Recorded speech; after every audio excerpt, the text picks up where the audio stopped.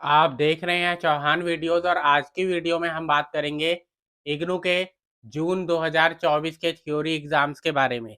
आप जानते हैं कि अब 45 से 50 डेज का आपके पास टाइम बाकी है आपके जून 2024 के एग्जाम शुरू होने में। 7 जून 2024 से आपके एग्जाम शुरू है और आज आपके लिए 14 अप्रैल 2024 है, यानी कि 45 से 50 डेज का समय अब आपके पास और है अपने एग्जाम की तैयारी के लिए।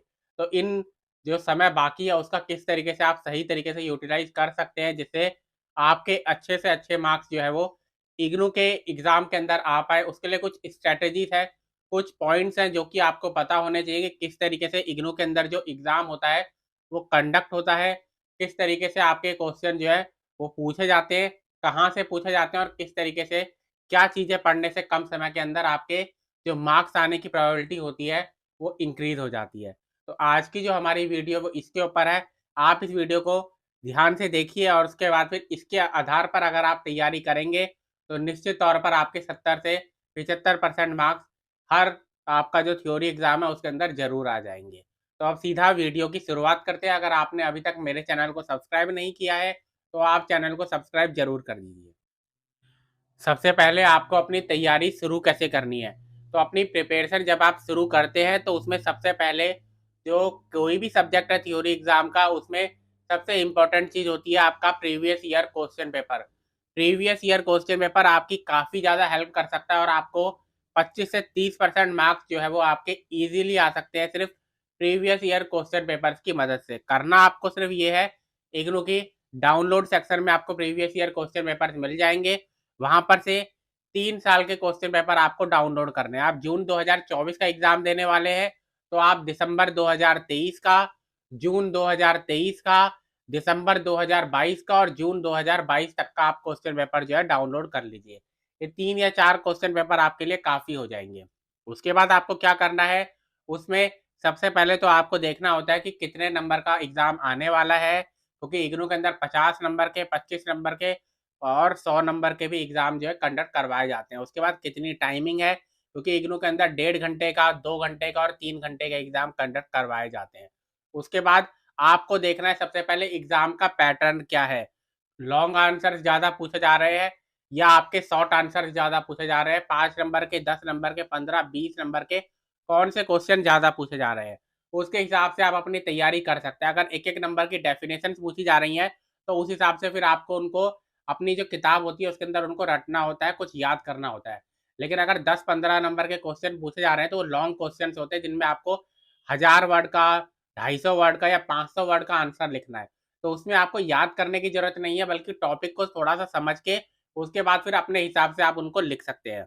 उसके बाद आप जो एग्जाम पैटर्न है उसके जरिए आप ये भी अंदाजा लगा सकते हैं पिछले 3 साल के या 4 साल के क्वेश्चन पेपर से कौन कौन से टॉपिक है जो कि बार बार पूछे जाते हैं।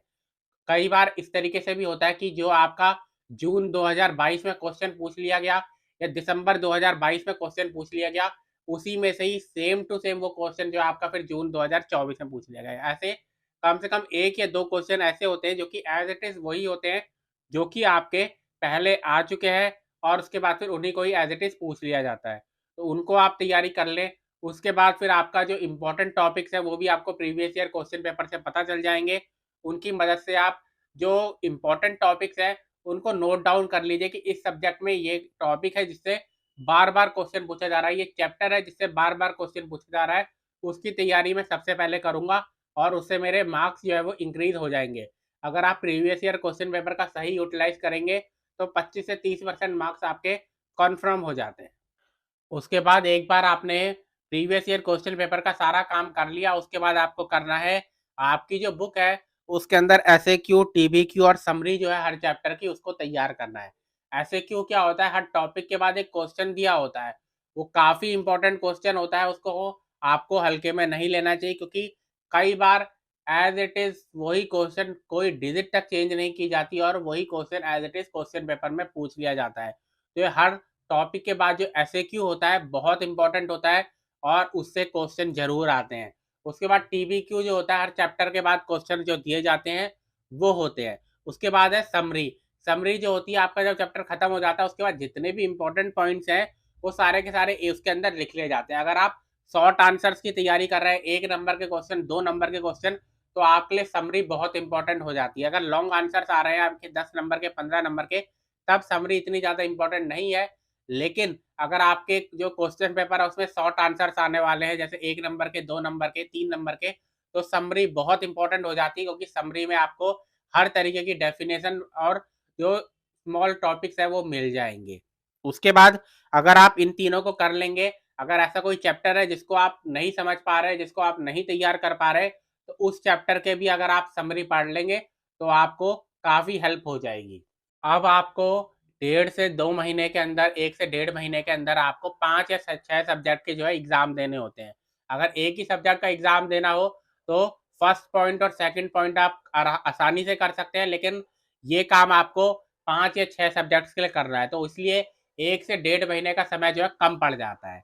तो उस केस में अगर ऐसा कोई चैप्टर रह जाता है, ऐसा कोई टॉपिक रह जाता है, इस तरीके के 3 चैप्टर, 4 चैप्टर कुछ रह जाते हैं, जो कि आपके पास वो टाइम नहीं है कि आप उनको आप कर पाएँ, तो आप गाइड की मदद ले सकते हैं और वहाँ पर जो इम्पोर्टेंट क्वेश्चन उस चैप्टर के दिए गए हैं, उनको तैयार कर लीजिए और उतना भी आपके लिए काफ़ी होगा। अगर आप ये 3 पॉइंट कर लेते हैं, इन 3 में से कोई 2 पॉइंट भी कर लेते हैं, तो निश्चित तौर पर आप जो है वो पास हो जाएँगे अपने एग्ज़ाम के अंदर। कोई इसमें बिल्कुल भी किसी तरीके का शक नहीं है, और अगर आप तीनों पॉइंट कर लेते हैं, तो आपके 60 से 65-70% मार्क्स जो है वो आसानी से आ जाएँगे।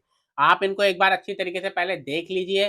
क्या मैंने बोला है, शुरुआत आपको प्रीवियस ईयर क्वेश्चन पेपर से करनी है। प्रीवियस ईयर क्वेश्चन पेपर में आप देखिए कितने नंबर का क्वेश्चन आते हैं आपके, उसके बाद कितनी टाइमिंग है, क्या टाइमिंग है, 1 घंटे का, 2 घंटे का, 3 घंटे का एग्जाम है।